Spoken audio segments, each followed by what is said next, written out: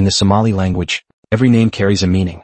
Waris means desert flower. Surviving the circumcision ritual was only the first test of her life. At 12, she had barely gotten her first period when her father sold her off to a 60-year-old man for the price of 5 camels. She was to become his 4th wife. No matter how hard Waris fought back, it was useless.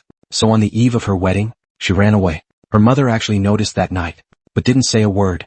Waris crossed the desert alone, climbed over mountains covered in jagged rocks.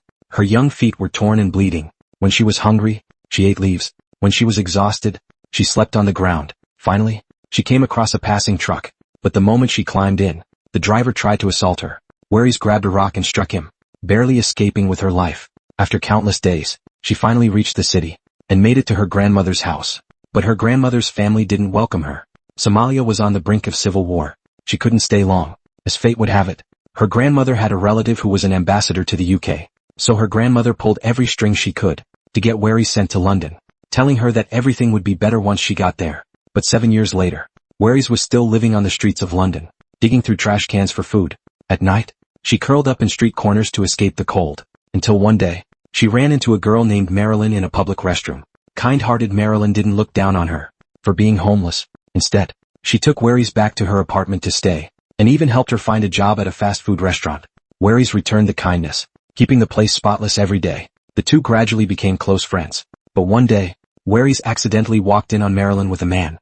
Having been brainwashed by the culture of circumcision since childhood, she only felt shame at what she saw. Marilyn thought she was overreacting. It was supposed to be a beautiful thing. Whereas I don't know what you're talking about. What do you mean? Waris sensed something was off. She stood up quickly and removed her clothes. When Marilyn saw what was in front of her, she was both shocked and heartbroken.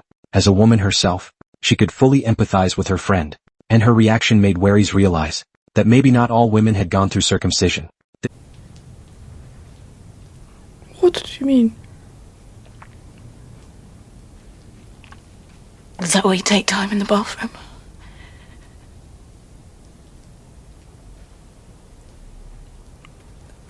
That's what it is to be a woman. No. I'm a woman. This revelation shattered everything Waris had believed, but the pain from the circumcision didn't disappear with it. Every time her period came, it felt like a living nightmare. This time, with Marilyn's encouragement, she finally found the courage to go to the hospital. The doctor said sympathetically that while the damage couldn't be undone, surgery could at least free her from the ongoing pain. But because Waris's English was so poor, they had to bring in a Somali male nurse to translate. However, the nurse completely twisted the doctor's words.